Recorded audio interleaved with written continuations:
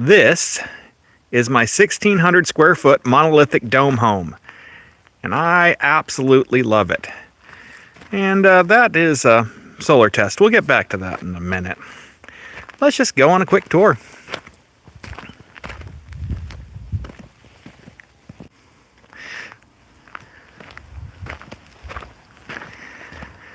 Here we have my 1,500 watt solar array. And as you can see, it's a little bit overcast. It is here specifically so that I can test output in conditions like this. And we got my little charge wagon here. Let's see where we're at. You know, if I was really good, I'd build something to use the Modbus protocol and be able to read all this with Wi-Fi. I'm not that good yet, but we are getting 212 watts right now out of 1,500 watts of panels in this. And they're not even pointed in a good direction. I mean, could be much worse. But as I've seen before, if I take them completely vertical instead, I still get 100 watts and change, sometimes 150. So I'll get 10% of nameplate data with this thing in clouds pointed in a completely wrong direction, which is pretty darn good if I do say so myself. Just enough wood so it won't fall over. And then I use door hinges right there so that I can tilt it. Now, yeah, it's currently anchored right there, but the idea was just to find out how well the hinges would work and how long the pressure-treated lumber would last without the whole thing collapsing. And it's been over a year and it hasn't collapsed. My wife thought it would fall down in days, so that's an absolute win for minimum viability. Now, let's see what else we can find here. If anybody has any questions, please drop them in the comments. I mean, I'm just kind of winging this whole thing, so if you want to know anything about dome homes, anything about homesteading projects I'm working on, this is my old test array. It never was fully torn down. It's just kind of standing there as an eyesore. My wife calls it unsightly. I'm sure the neighbors would too if they could see it from here, but yeah, it's just kind of there.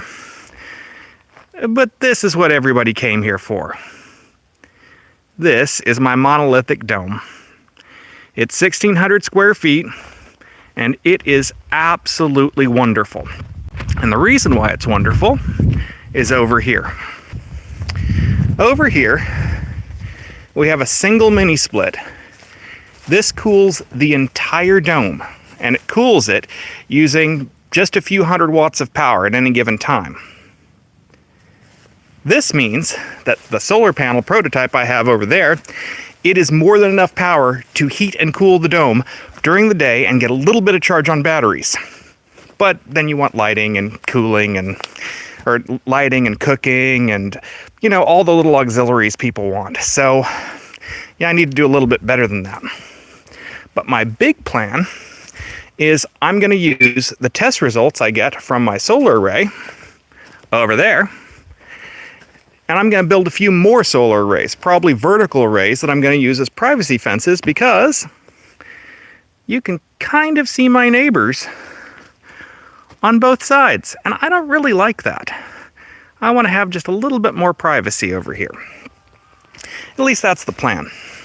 I'm thinking I can put 5 to 10 kilowatt array on both sides, vertical or maybe at a 45, facing east, facing west, and then I'll be able to generate a significant amount of power from both of them all day long. And we're not talking amazing, we're talking a kilowatt or two in clouds like this, but we're talking about something that when you add it together means real power. That also means I have smaller batteries, I don't have to run the generator as much. At least that's the plan, but it's going to take more testing. All right, now let's go ahead and head in to the dome while giving my wife a great opportunity to sneak out of frame. See, I'm going to do this by focusing y'all on me. because I am way more interesting than my wife is. At least that's how we want it to be. She really doesn't want to be on the camera at all. So here we go. Hello, dear. Have we gotten any comments? Yeah, we did. After I got done cleaning. Okay, well, I'm going to show off the dome now. Let me turn on the lights. Ah, that's better. You want me to answer their comment? Yes, please. They asked where we're located. Hondo, Texas. We are located in Hondo, Texas, or just outside of it. Please don't go looking for us. We're kind of private people, at least we try to be, in spite of the fact that I'm streaming my life online right now. But this is the dome. This is the living room-ish area, and that is the other reason why I bought this dome. I love that damn thing. That is an upside-down ceiling fan. Between that and the mini split, it is everything you need to heat and cool this dome. Pretty damn amazing, right? All right, let's see what else we can show off without getting my wife into frame. All right, this is the kitchen. It is still a mess, mostly because we had Thanksgiving and had to run from Thanksgiving and then back to work and now back here, and we just haven't had a chance yet. All right, but yeah, you ask what a monolithic dome is? This is what a monolithic dome can be. Look at that. Another neat thing about the dome is those three skylights up there.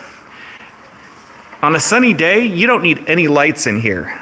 With the white paint on the interior and the skylights, it is just bright enough to do anything you want to do in here, and that's pretty awesome. The other thing is, and this is a weird one that you find out when you live in a dome, is when you have vultures fly overhead, they can cause the entire side of the dome to dim for a moment. Make you worry something just happened with the power. No, it was just the sun, blocked by a bird. Yeah. All right. Oh, almost tripped over the dog. Here, we have one of the projects that I really should work on. This is an EG4 battery array, 30 kilowatt hours, with two 6,000 watt inverters. This is going to provide backup power for the house and the house alone. It's also going to give me some backup power for the rest of the property, including the well water pump, if we have another inverter fail. I still don't have all that figured out yet, and yeah, we'll get around to it. Now, here is the back half of the dome. Again, the beautiful ceiling fan. Don't mind the messy bed. We have little Miss Morgana right there. And, of course, it is an absolute mess in here, but you know what? Look at that. Look at those vaulted ceilings. So, another absolutely amazing thing about the dome is that because of the thermal mass and the insulation, this thing is incredibly temperature stable. I mean, imagine living in a cave that is at the perfect temperature, perfect humidity.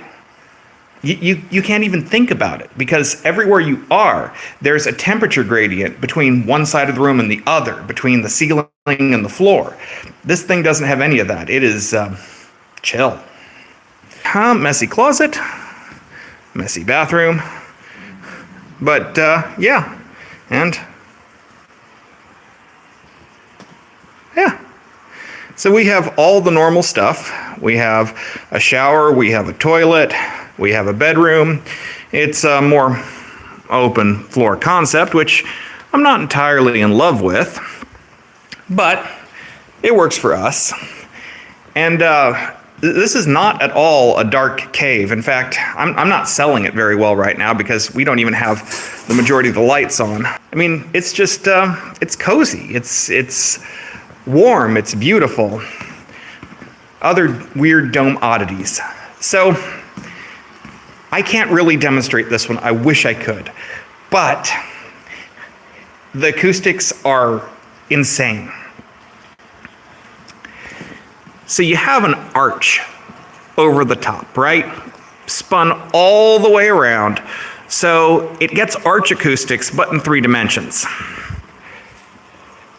So if I make a noise on this side of the dome, you can hear it perfectly on that side of the dome in about the exact same space, or the exact same location, just on the other side, which means when you flush the toilet over there, you can hear it over there.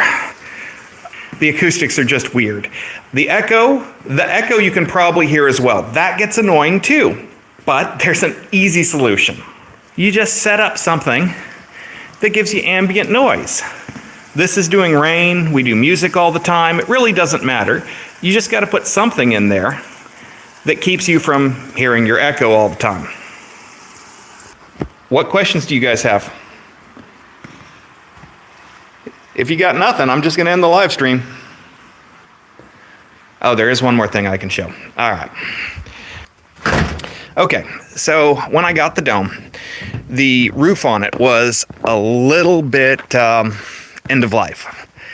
And we come over here. This roof, this is a PVC, like a bouncy castle material, okay?